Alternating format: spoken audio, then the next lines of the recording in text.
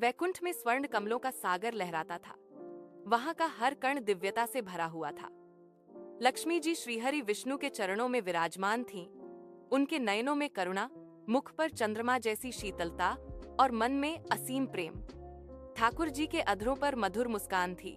वे अपने भक्तों की ओर ध्यान लगाए हुए थे। वहां देवता, ऋषि, गंधर्व सभी ठाकुर जी की स्तुति कर रहे थे। लक्ष्मी जी धीरे से मुस्कुराकर बोली, स्वामी, कभी कभी लगता है कि मैं आपसे बात करूं तो आप सुनते नहीं। आपकी दृष्टि तो सदा भक्तों पर रहती है। श्रीहरि हंसकर बोले, देवी, मैं तो तुम्हारे हृदय में ही वास करता हूँ। जहाँ भक्ति है वहीं मैं हूँ, और जहाँ प्रेम है वहीं तुम। दोनों में दिव्य हंसी गूंज उठी। परंतु यही हंसी आने वाले समय में एक अद्भुत कथा का प्रारंभ बनने वाली थी। एक दिन महर्षि भृगु वैकुंठ पधारे। वे अपने तप से तेजस्वी थे। उन्होंने श्रीहरि को देखा कि वे योग निद्रा में विश्राम कर रहे हैं और लक्ष्मी जी उनके चरण दबा रही हैं। भृगु क्रोधित हुए, भगवान, मैंने तीनों लोकों में दर्शन की इच्छा की, पर आप विश्राम में हैं।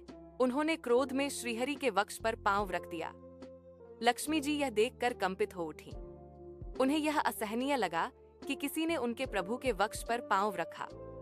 उन्होंने भृगुषि को शाप दिया, हे मुनि, आपने श्रीहरि का अपमान किया है, अतः आप मानव लोक में जन्म लेकर कष्ट भोगेंगे। भृगु ने शांत स्वर में कहा, देवी, आपने जल्दबाजी में शाप दिया। मैं भी आपको शाप देता हूँ, तुम भी इस वैकुंठ से पृथ्वी पर जाओगी, जब तक तुम्हें सच्ची भक्ति से कोई पुनः नहीं बुला लेता। यह सुनकर लक्ष्मी जी स्तब्ध रह गईं। श्रीहरि ने नेत्र खोले, परंतु शाप उच्चरित हो चुका था। उन्होंने मृदु स्वर में कहा, देवी, शाप भी भाग्य का ही एक रूप है। तुम जाओ, पृथ्वी पर रहो, मैं तुम्हारे वियोग को सहूंगा। पर जब कोई सच्चा भक्त हमें फिर मिलाएगा, तब संसार का अंधकार मिटेगा। लक्ष्मी जी पृथ्वी पर उतर आईं। वह जगह थी कांचीपुरी के निकट एक साधारण ग्राम। उन्होंने एक साधारण स्त्री का रूप धारण किया। उनके नयनों की चमक अब धूल में छिपी थी। वे लोगों की सेवा करने लगीं, पर किसी को नहीं मालूम था कि यह स्वयं देवी लक्ष्मी है। समय बीतता गया। वैकुंठ में न तो कमल खिले, न संगीत गूंजा। देवता चिंतित हो उठे। इंद्र ने कहा, भगवान, जब से लक्ष्मी जी नहीं है, धन, वैभव, सौंदर्य सब लुप्त हो गया है, स्वर्ग सूना है। श्रीहरि ने कहा, मैं वचनबद्ध हूँ। जब तक कोई सच्चा भक्त उन्हें अपने प्रेम से नहीं पहचान लेता, तब तक मैं स्वयं मौन रहूंगा। समय के साथ पृथ्वी पर भी अंधकार फैलने लगा। फसलें सूख गईं, जल स्रोत घट गए, व्यापार नष्ट हुआ। मनुष्यों के हृदय से करुणा विलुप्त होने लगी। लोग कहते, शायद देवी लक्ष्मी हमसे रुष्ट हैं। धन, सुख सब चला गया। लक्ष्मी जी गांव में एक वृद्धा के रूप में रहती और भूखे बच्चों को अन्न बांटती। एक दिन उन्होंने एक गरीब बालक को देखा, जो रात्रि में दीपक जलाकर भगवान विष्णु की पूजा कर रहा था। उन्होंने पूछा, बालक, तुम्हें क्या चाहिए?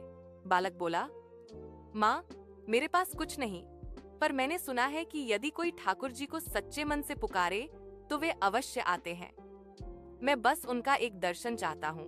लक्ष्मी जी के नेत्रों से आंसू बह निकले। क्या तुम उन्हें इतना प्रेम करते हो?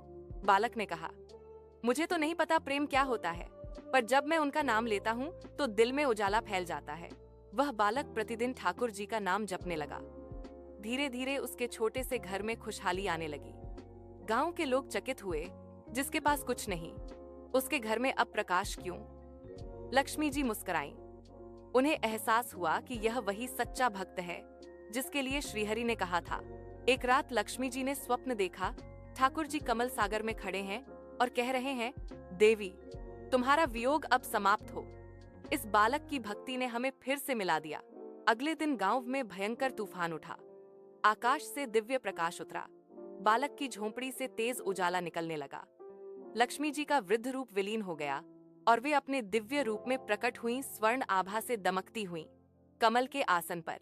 बालक आश्चर्य से बोला, माँ, आप कौन हैं?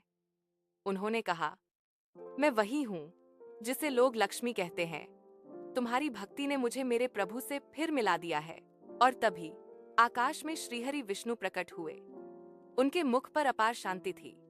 उन्होंने लक्ष्मी जी की ओर हाथ बढ़ाया, देवी, अब लौट चलो।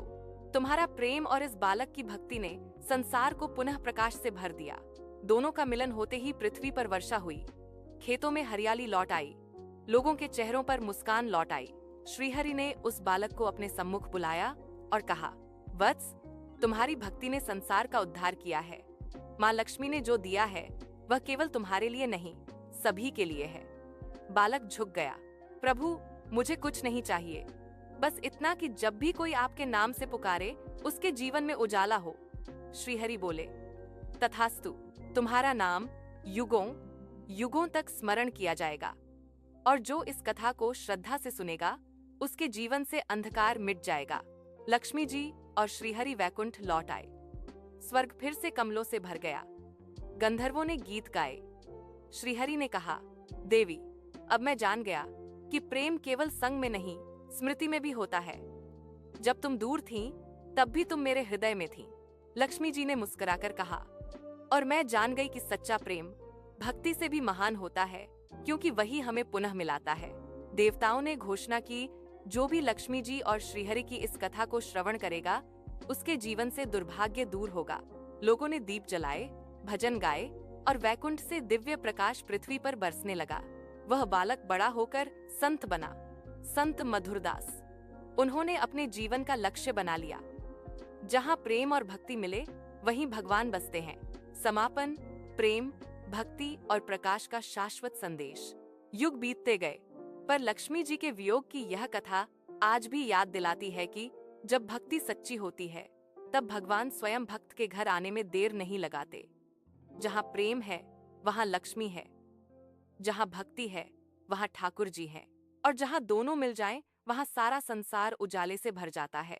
यह कथा हमें सिखाती है कि भगवान और लक्ष्मी केवल स्वर्ग में नहीं, हमारे हृदय में वास करते हैं। जब हम सच्चे मन से प्रेम और भक्ति करते हैं तो संसार का हर अंधकार मिट जाता है।